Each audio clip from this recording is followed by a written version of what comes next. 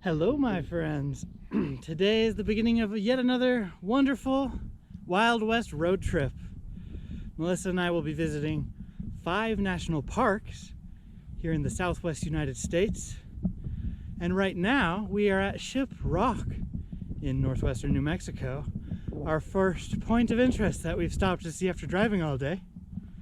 It's quite a rock. And as you can see, we're on a precarious volcanic, what do you call it? A ridge, a volcanic wall, a ridge. It's a little bit sketchy. It's like the spine of an ancient dinosaur skeleton. Really cool looking. That's our tiny car way down there. And that, looming in the distance, is Shiprock. Pretty neat place. This is within the boundaries of the Navajo Nation. Kind of interesting. And what do you think? Is this weather tolerable, Melissa? Yes, it is very nice. It's not hot, it's not cold. Yeah. We're here in October, which seems to be a nice time of year for this region. This dirt road is deceptively long. It gets a little dicey when you're driving two-wheel drive. Low clearance to add to the two-wheel drive. But there's a little bit of a closer view of Shiprock. Anyway, that's about all we're here for at the moment. We've got a lot of driving to do still so that we can see White Sands National Park tomorrow.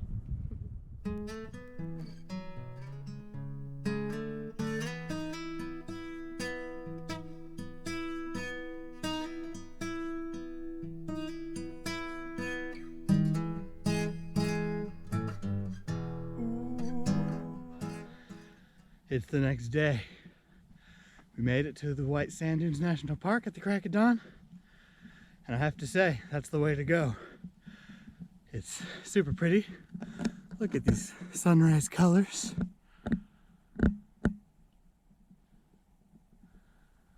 And we're the only people around. The sun is officially up. And look at all this beauty. Wow. And we feel so alone up here. It's awesome. We're on the Alkali Flat Trail, which is a 5-mile loop if you want to do it all. You really don't need to get the idea. But I'm a fan of this place. In some respects, it's a smaller park with less things to do. But, I mean, this makes for some unreal photos. It's a very unique landscape, very nice.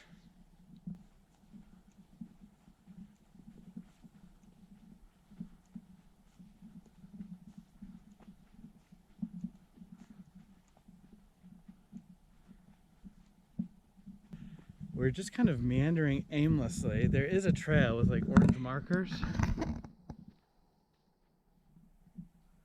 And thank goodness for those, because otherwise we would probably be lost. Yeah.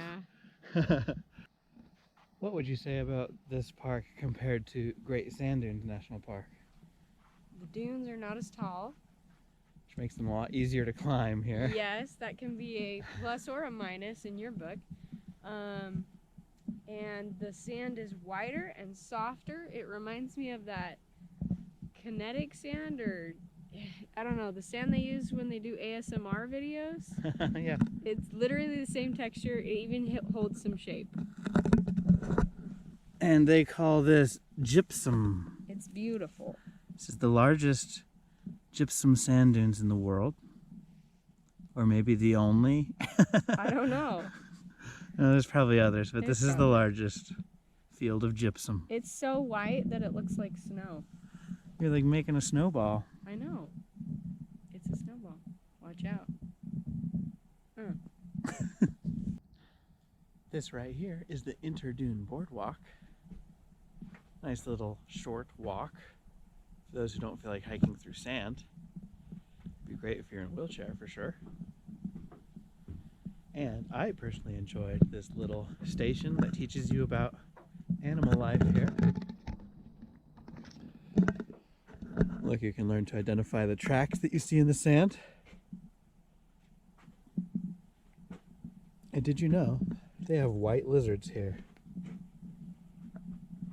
It is called the bleached earless lizard. That would be really cool to see. But, I mean, good luck seeing it. It blends in. They also have white beetles, grasshoppers, and moths. How about that? That's science, folks.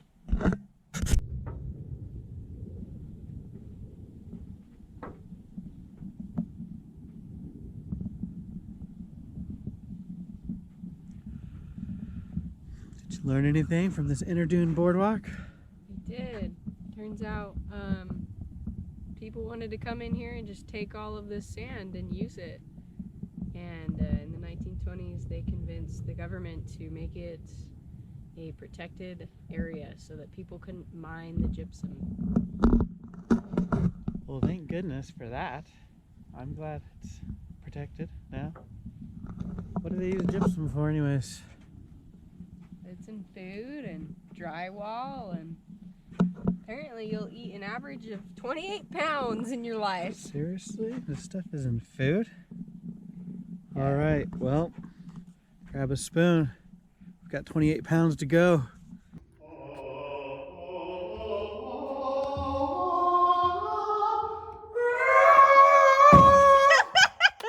Oh gosh. One of the most popular activities here in White Sands National Park is sledding down the dunes. Take it away, Melissa. I'm going. Slowly but surely. Woo! Nice. That was so terrible. Okay, give me a push. Here you go. Whoa! Whoa!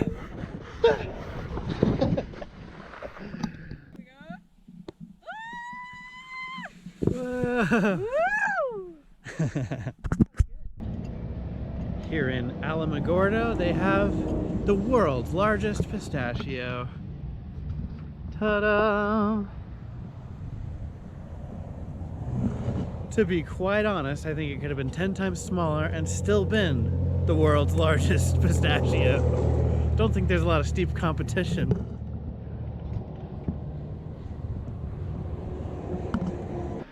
If you're coming to see the giant pistachio, you gotta do yourself a favor and go into McGinn's store. They've got all kinds of stuff, including free samples.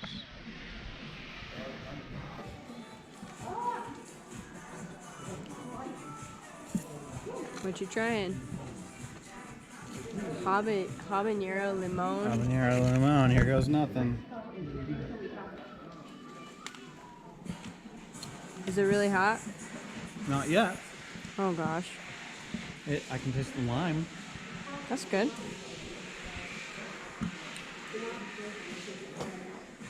Uh-oh.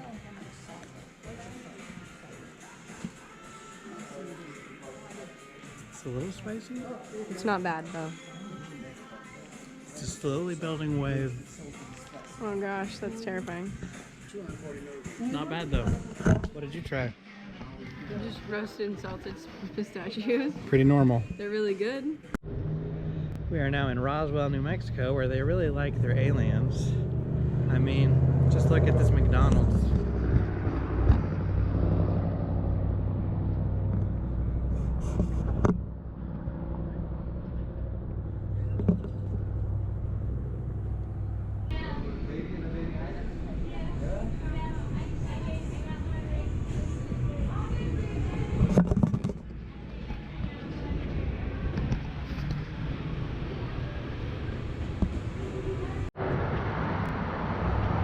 Right next to this awesome UFO McDonald's, you have this awesome Dunkin' Donuts sign.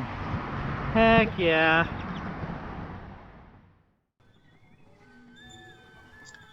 This town has gone just a smidge overboard with the whole little green men theme. It's kind of ridiculous, perhaps a little tacky, but mostly very amusing. We went through the UFO spacewalk experience. It costs only like $5 each, takes 10 to 15 minutes, and it's definitely geared more towards kids, but as you can see, it's very visually stimulating, and we found it to be the perfect way to dip our toes into the whole UFO frenzy. If you're looking to go more into the depths, there is a full-blown extraterrestrial museum here in town. For us, though, this was just a brief stop before heading to our next national park, Carlsbad Caverns.